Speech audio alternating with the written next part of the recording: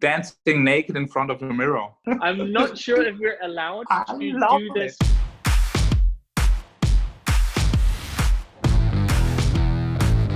Hey guys, welcome out there. I got another fantastic chat guest here today, Maurice Clavel, European Vice Champion over the 70.3, well known for his nickname, Clavel.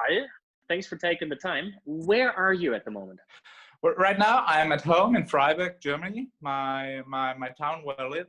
Not trying to get out, so yeah, only for training, like working.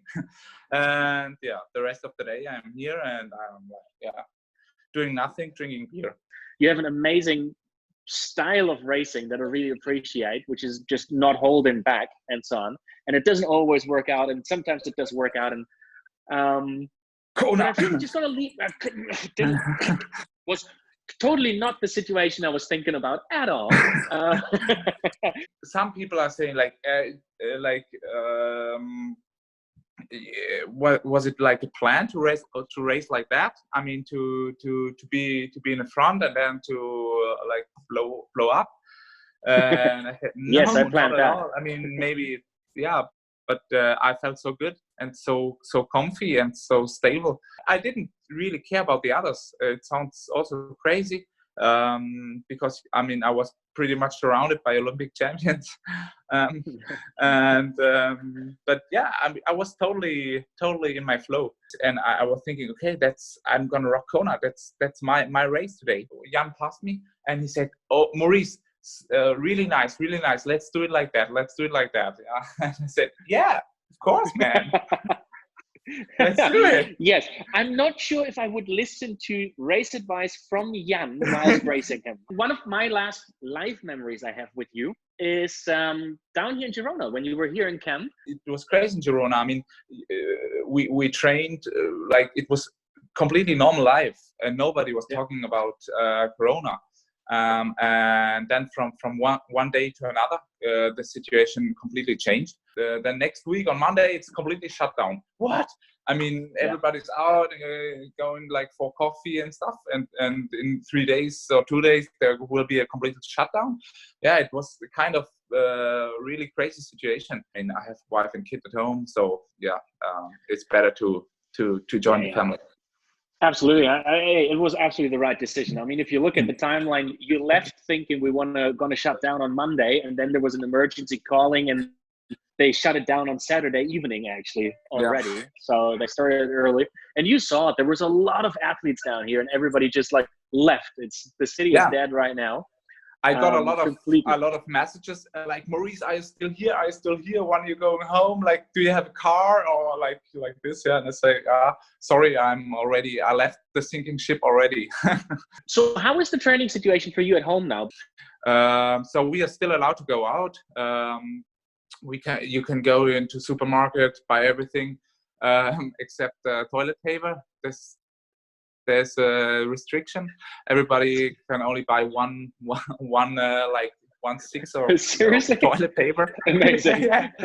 No, but here's like, let's say a bit of restriction. Yeah, not more than 2 people are allowed to meet. Every place where like really people can meet up in a way. Public places are closed. Like, what's going through your mind in a phase like that? For example, you can't swim right now.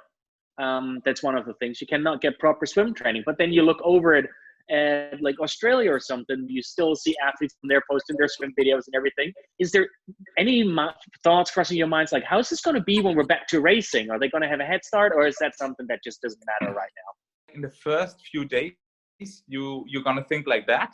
You're like, okay, I mean, you see yourself in this bad situation, and you see like, okay, I can't go swim. The first days you're like thinking, oh, but after a while you realize that this virus is really a global player, and a lot of other people suffering more.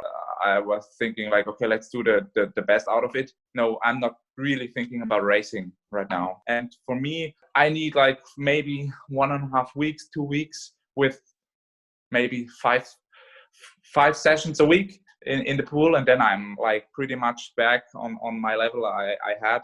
you said it yourself there. You don't think about racing right now.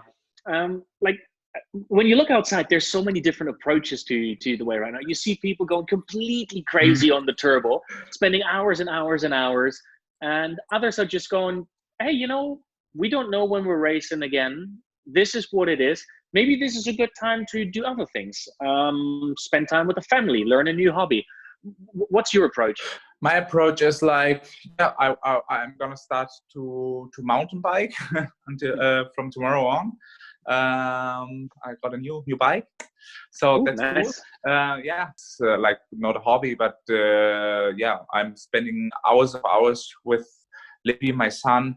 My wife is happy that I'm like more often at home.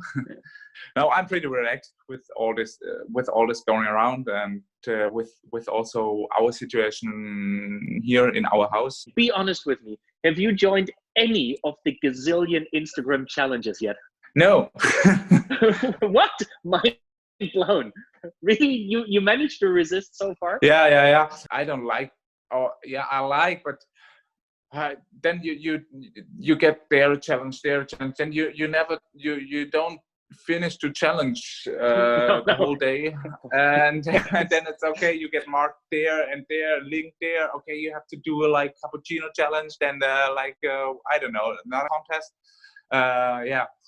So since you have not done any of the Instagram challenges yet, and so we don't have proof how good your dribbling is or your coffee making whatsoever, does Maurice Clavel have any hidden talents? I love music, and yeah, I'm playing piano. Ooh, I went just before we locked down everything and bought myself a harmonica. Yeah, so that's my project now. That's a good idea. But let's talk a little bit about you. The first time I've actively seen you was 2014 in Wiesbaden when you became European vice champion over the 70.3. And something happened there that will be stuck with you for life unless we change the history book somehow. First of all, you got a lot of attention for ripping your jersey open. And so everyone's talking about that, which makes complete sense. You became vice European champion in one of your first races. So who wouldn't? Yeah. And the other thing is you wrote a blog shortly afterwards that you signed with sort of like Maurice Clavel, which is, how do you translate Clavel? Clavel is like giving everything you have.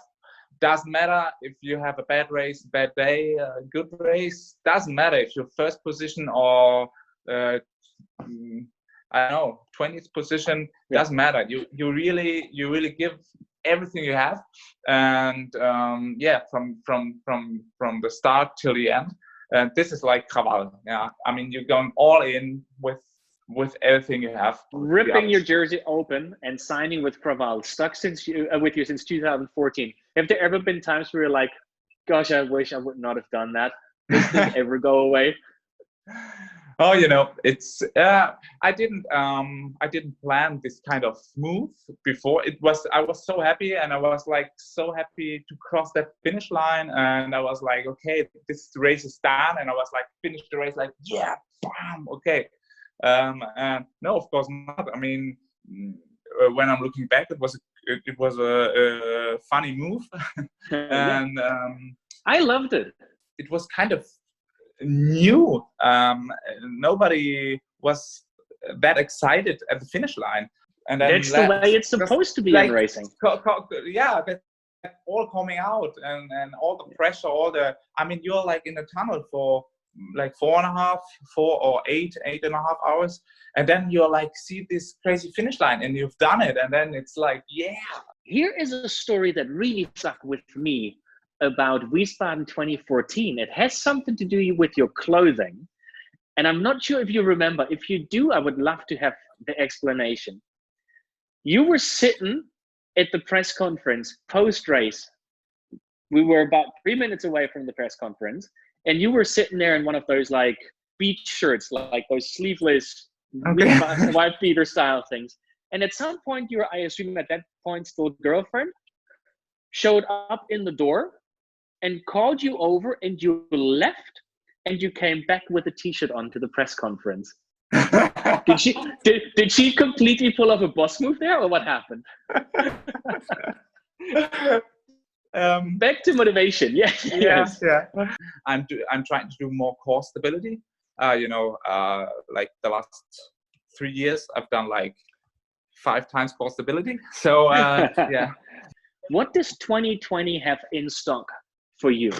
Right now, my dream is for sure to race again, and I really want to go top 3 Kona the next, let's say, 3 years.